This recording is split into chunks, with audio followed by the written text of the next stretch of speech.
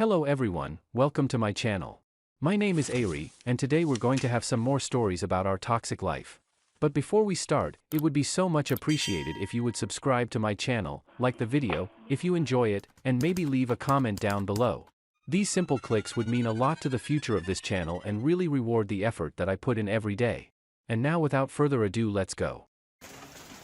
Today's first story.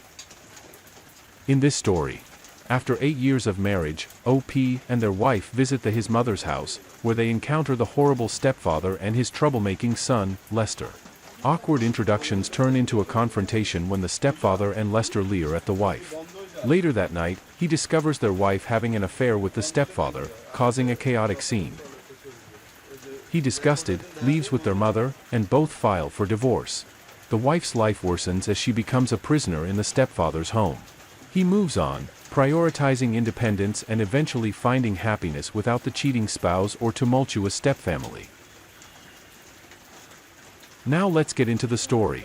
After being married for 8 years, my wife and I were actually invited to my mom's house. She was married to the most horrible man in existence, my stepfather. They had an offspring from hell named Lester.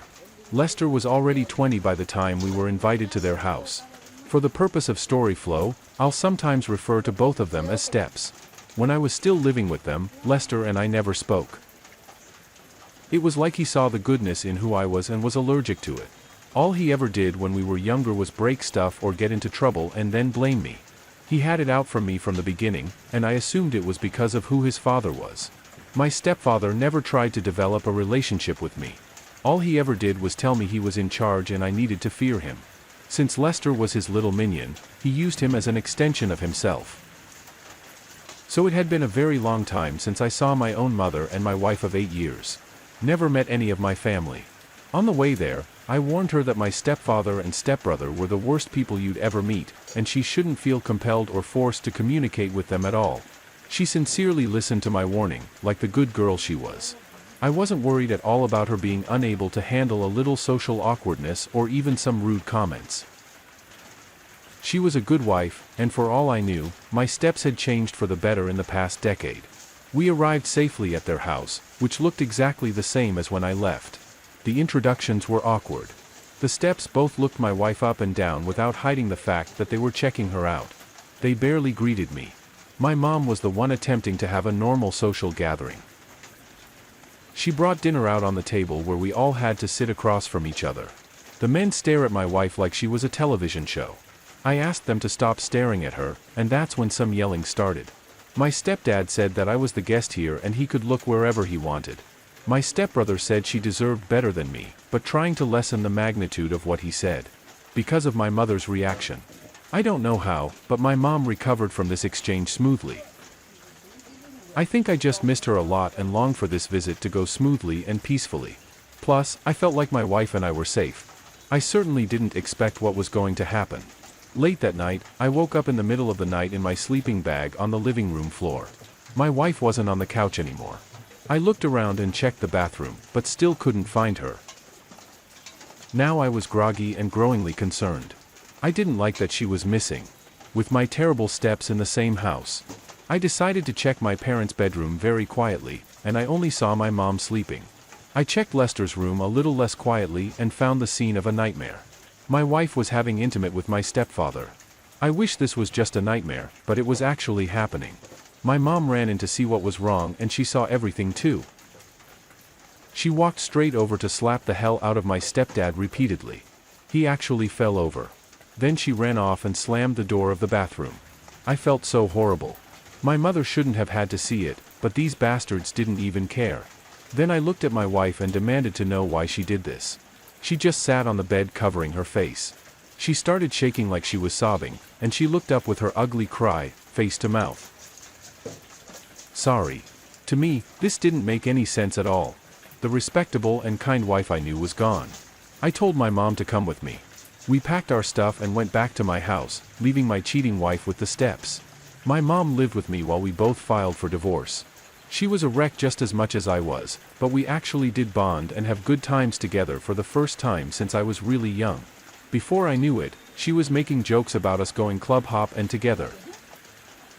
Prior to our first court date, my wife got a ride back to our neighborhood by paying for a long Uber drive. When she showed up at my door, I was very surprised and unhappy to see her. I told her I had nothing to say to her, she just needed to show up to court. She got on her knees and begged me to let her in. She just needed to get some of her stuff and figure out where to go. She hadn't been able to charge her phone for a while and told me that it wasn't long before the steps started treating her like a prisoner. I told her I would never understand why she agreed to go in that room and cheat on me. Then I slammed the door in her face and locked it. She would have no mercy or communication from me in court. My mother got alimony from my stepfather and continued living in my house. I stayed with her for a while, but once the divorce was final, I let her rent my house cheap while I found a new place to call my home. I believed in keeping close to my mother, but not that close. I needed to be independent and remain an eligible bachelor if I was to find a woman of equal quality. I got settled into my house really well before allowing any women to come over. I never saw or heard from my ex. She failed to show up to court for a divorce. I never steps ever again. But I did find out that Lester was sent overseas in the army after his dad died in a construction work accident. It doesn't sound like a very happy life, and that's all I'll sum them up to.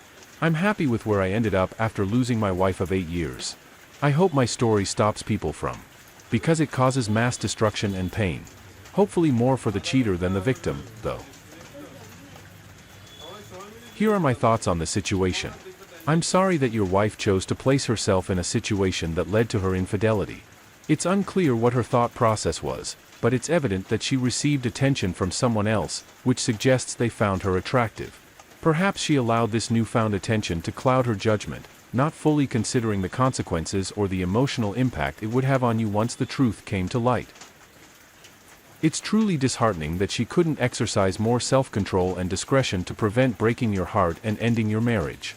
It's possible that she might have concealed her actions for a considerable duration if you hadn't discovered the truth. Even if her behavior had changed eventually, it's fortunate that you didn't have children together. I'm also relieved that you have been able to extricate your mother from a challenging situation, providing both of you with a fresh start. Wishing you the very best of luck as you move forward in life. Today's second story.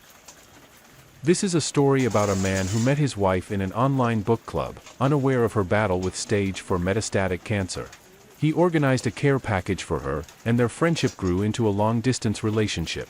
They eventually got married, seemingly with a great marriage on the surface.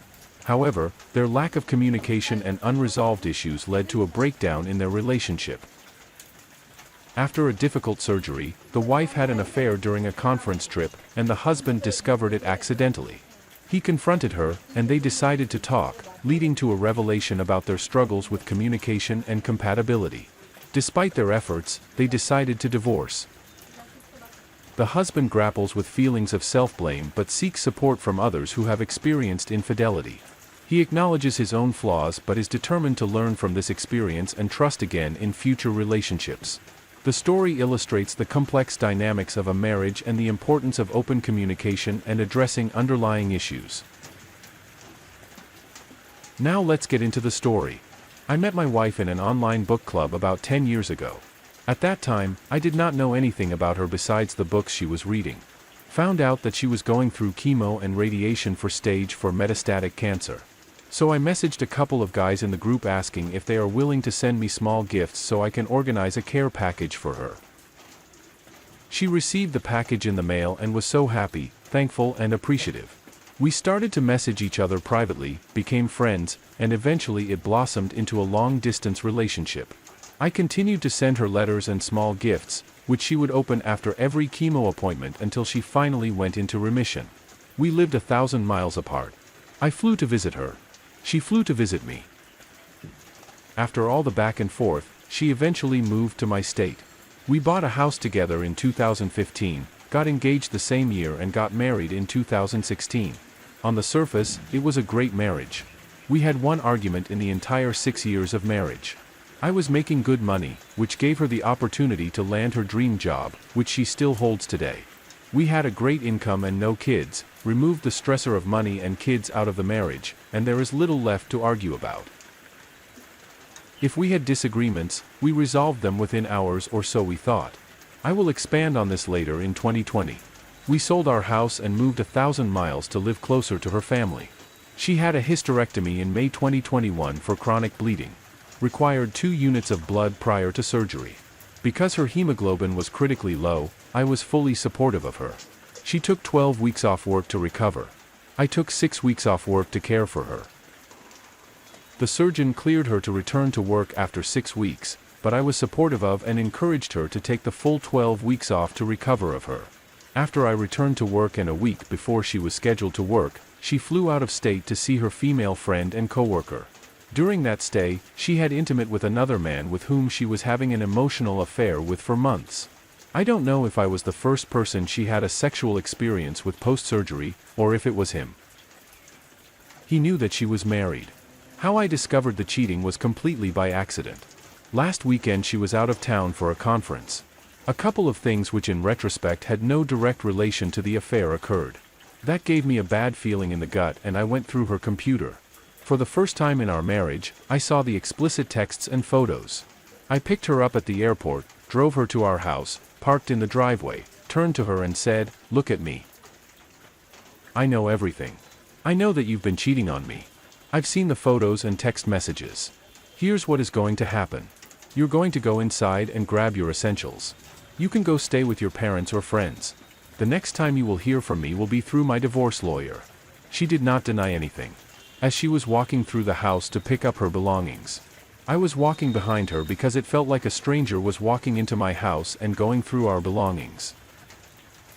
I never raised my voice or my hand at her, just like during our 6 years of marriage. During the entire process. After she left, I turned on the alarm system and stacked chairs again at the front door. I was afraid that she'd come back if I fell asleep. It felt like an intruder was breaking into my house.